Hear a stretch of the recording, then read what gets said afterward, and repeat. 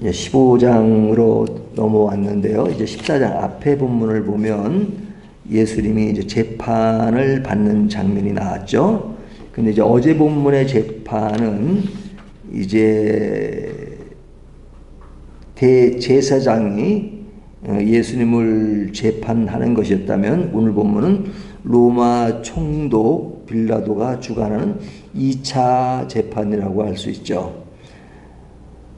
이스라엘은 당시 로마의 속국으로 있었기 때문에 최고형인 십자가형은 로마 총독의 승인이 있어야 합니다.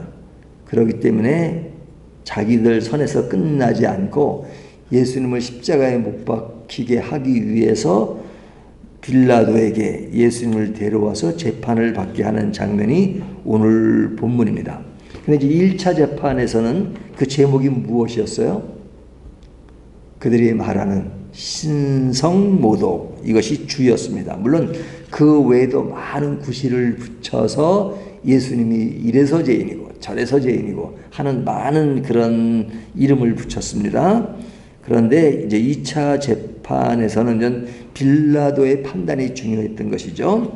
그래서 이전 빌라도의 신문을 통해서 이전 예수님을 십자가에 못 박게 하는 내용인데, 이전 빌라도가 이전 신문을 하잖아요. 근데 이제 빌라도가 신문을 해 보니까 그의 마음 속에는 어떤 느낌이 들었냐면 14절을 볼까요? 빌라도가 또 물어 이르되 아무 대답도 없느냐? 그들이 얼마나 많은 것으로 너희를 고발하는가 보라 하되, 예수께서 다시 아무 말씀으로도 대답하지 아니하시니 빌라도가 놀랍게 여기더라. 여기 보면 빌라도가 놀랍게 여긴다는 것, 이것은 그가 생각할 때 예수님은 그들이 고발하는 것처럼 그런 죄를 가지신 분이 아니다 하는 것을 알고 있었죠. 그리고 그가 생각하기를 그 대제사장의 시기로 인하여 예수를 넘겨준 것을 알고 있습니다. 여기 보면 10절, 이는 그가 대제사장들이 시기로 예수를 넘겨준 줄 알미러라. 그러니까 죄가 없다는 거 알고 있고, 또 그것은 그 동기가 제사장들이 시기로 넘겨준 것을 알고 있습니다. 그래서 예수님은 살리고 자기 양심이 대로 살리고, 그리고 이제 자기의 판정대로 가고 싶은데 지금 상황이 그렇지 않아요. 유대인들이 뭐 예수님을 십자가에 못 박으라고 그냥 굉장히 강렬하게 이야기잖아요. 14절에 보면 빌라도가 이르되 어찌미냐 무슨 악한 일을 하였느냐 하니, 그 유대인들의 반응이라 더욱 소리 지르되 십자가에 못 박게 하소서 하는지라. 유대인들이 더 강렬하게 그렇게 십자가에 못 박으라고 하니까 그 사람은 속에 있는 생각과 겉의 반응의 차이에서 이제 갈등하는 겁니다. 그러니까 오늘날도 여론을 굉장히 중시하잖아요. 여론의 몰매를 맞지 않기 위해서 어떨 때는 양심을 속여야 되고, 또 여론에 끌려갈 수밖에 없는 그럴 때도 있잖아요. 그러니까 여론이 항상 맞는 게 아닙니다. 우리가 역사를 보면 여론이 틀릴 때가 있잖아요. 한 사람의 생각이 맞을 때가 있어요. 근데 이제 여론이 그러면 자기의 생각을 접는 경우가 많죠. 그러나 진리의 문제에 있어서는 여론이 중요한 것이 아니라 진리냐 진리가 아니냐가 중요합니다. 뭐 진리의 문제가 아니라면 뭐 내가 양보할 수도 있고, 또 내 의견은 그렇다 하더라도 뭐 따라가 주는 것이 뭐 좋을 때도 있죠. 하지만 진리 문제는 그렇지 않잖아요. 진리 문제는 뭐 목에 칼이 들어와도 아니라고 말할 수 있어야 됩니다. 근데 그러지 않을 때가 많죠. 그러니까 유대인들의 반응이 거세지자 이제 빌라도가 이제 그래도 방법을 짜냅니다. 그래도 살릴 수 있는 길이 무엇이냐 하는 것인데, 오늘 보면 어떤 사람이 등장해요? 바라바라고 하는 사람이 등장하죠. 그러니까 바라바, 그러니까 죄인 바라바. 그런데 사실은 그 당시에 그런 큰 형을 받는 사람들은 뭐냐면 정치범들이에요. 정치범. 정치에 관여하면 아주 그거는 극형으로 처합니다.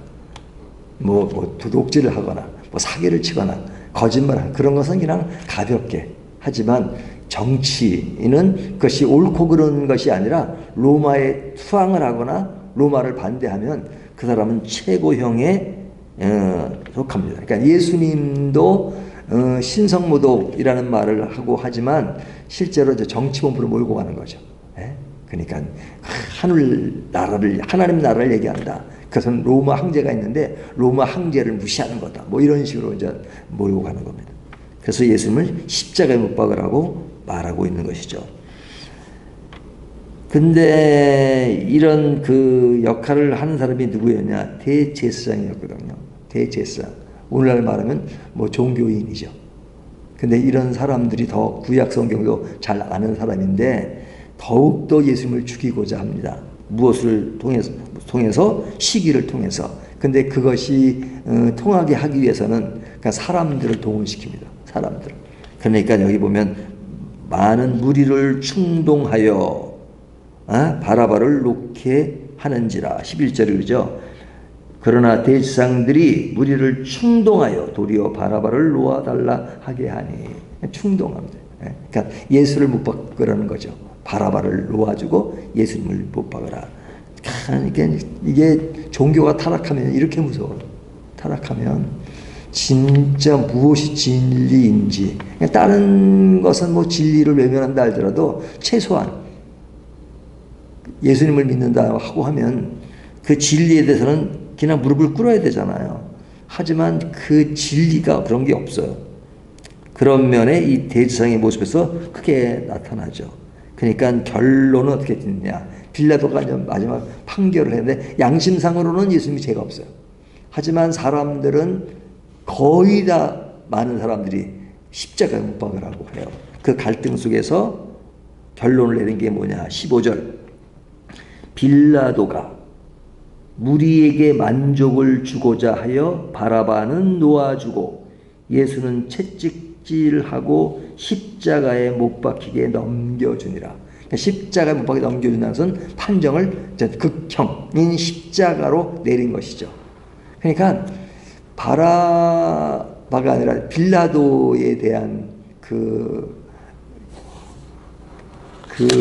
사람에 대한 평가가 어떻습니까? 빌라도는 어떤 한 면으로 보면 그래도 인간미가 있어서 예수님에 대해서 마음으로는 죄인이라고 생각하지 않았다 할지라도 우리가 사도신경을 보면 빌라도가 최후로 예수님을 못 박은 것으로 얘기하잖아요. 빌라도의 고난을 받으사 이렇게 나오잖아요.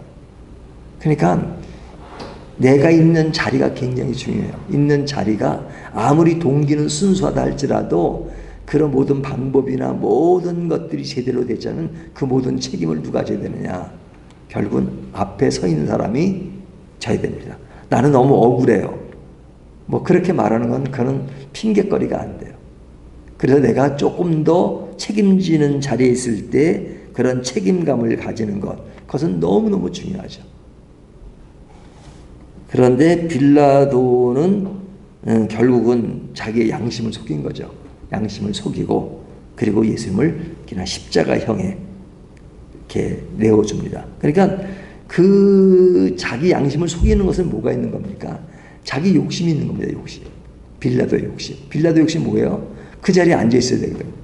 그 자리에 앉아 있으려면 로마의 그런 보호를 받아야 되고 로마로부터 좋은 이미지를 받아야 되고 그리고 좋은 이미지를 받으려면 그런 유대인들이 밀란을 일으키거나 하는 그런 모습들이 자꾸만 로마에게 알려지면 그의 자리가 위태롭잖아요.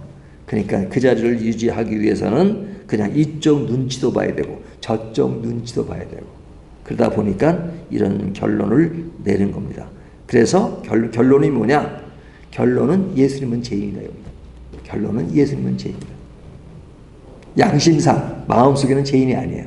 하지만 사람들에 의해서 죄인이라고 딱 결론을 내린 겁니다. 빌라도가 그렇게 결론을 내리면 예수님은 실제로 죄인이신가요? 아무리 그렇게 결론을 내려도 사람들이 그렇게 판정을 해도 없는 죄가 있어지는 건 아니죠. 아니죠. 하지만 하나님이 하시는 일을 보면 죄인이 아니신 예수님을 죄인이라고 말하는 그런 모든 사건을 이끌어가고 만들어 가시는 하나님에게는 어떤 마음이 있는 거예요? 그 예수님은 죄가 없으시지만 예수님은 지금 죄를 지고 가는 하나님의 어린 양으로서 제물로서 죄에 대한 대가를 다 받으셔야 되니까 죄인으로 판정나게끔 만드시는 일들 것이죠. 그래서 이 사건에 대해서 성경의 말씀을 이루려 하심이라 어제번에 나온 것처럼 하나님은 죄 없는 인간을 대신해서 죄가 없지만 죄가 있는 모습으로 이 일들을 다 이루어 가십니다. 그것이 하나님의 위대하심이에요. 그 위대하심이 어디에 녹아 있느냐? 십자가에 녹아 있는 거죠. 십자가. 그래서 십자가라는 것이 굉장히 중요한 겁니다. 우리 신앙의 십자가를 빼놓으면 아무것도 없어요. 남는 것이 없어요. 그래서 십자가는 어디에 있어요? 우리의 영혼 속에, 우리의 마음 속에 늘 십자가가 나를 지배해야 돼요. 십자가라는 것은 낭만적으로 이렇게 마음에 간직하는 것이 아닙니다. 굉장히 무서운 것입니다. 십자가는 극형을 처하는 사형 틀이에요. 낭만이 아닙니다. 하지만 그 사형 틀에 누가 있어야 돼요? 내가 있어야 되는 그 틀에 내가 있지 않게 하시고 하나님이 그의 아들 예수 그리스도를 보내서 십자가에 못 박히게 하시고 나를 대신해서 나의 죄를 용서하기 위해서 나에 대한 죄의 대가를 받기 위해서 십자가에 있는 겁니다. 그 십자가라고 하는 것은 사형틀이라고 하는 그 자체의 의미가 있는 것이 아니라 그 속에 하나님의 사랑이 녹아있고 그 사랑하시기 때문에 우리를 사랑하시기 때문에 그 모든 대가와 지불을 그 십자가에서 다 받으셨다는 것. 나를 위해서. 그것이 하나님의 원대한 사랑입니다. 은혜입니다. 근데 그 은혜에는 우리는 거저받지만 하나님은 그것을 이루기 위해서 얼마나 많은 대가를 지불하셨는가. 어느 정도 대가를 지불하셨는가. 뭐 돈 베푼, 돈. 오늘날은 억은 사실 큰 돈도 아니더라고요. 저한테는 뭐 10만 원도 큰 돈이지만 요즘 억억 하는 건 별로 그렇게 사회적으로는 큰 돈이 아니에요. 근데 뭐 몇 억을 주는 것 큰 돈이지만 그 돈으로 환산할 수 있는 것이 아니라 그의 아들, 곧 하나님이신 예수 그리스도를 내어준다는 것. 우리가 다른 거는 양보할 수 있어도 우리 자녀들을 양보할 수 있어요? 그러지 못하잖아요. 하나님이 예수 그리스도를 십자가에 못 박으시고 죄에 대한 대가를 받으시고 우리를 용서하셨다는 것은 너무너무 엄청난 사실이죠. 엄청난 사실이죠. 그래서 우리가 이 구원이라는 것, 십자가라는 말은 결국은 신앙생활의 초보의 첫 단계에 불과한 것이 아닙니다. 우리의 삶의 all of them, 전체. 그래서 신앙생활의 십자가와 그리스도의 사랑과 구원이라는 것은 나를 지배해야 됩니다. 그런 속에 신앙생활의 여러 가지 면들이 드러나죠. 그것은 다 그 안에 포함된 일부들입니다. 그래서 이 일부를 전체로 알고 구원의 문제는 너무너무 약화시켜요. 구원은 약화시켜요. 구원은 예수 믿을 때 한 번 고백하는 걸로 끝나는 것처럼 생각해요.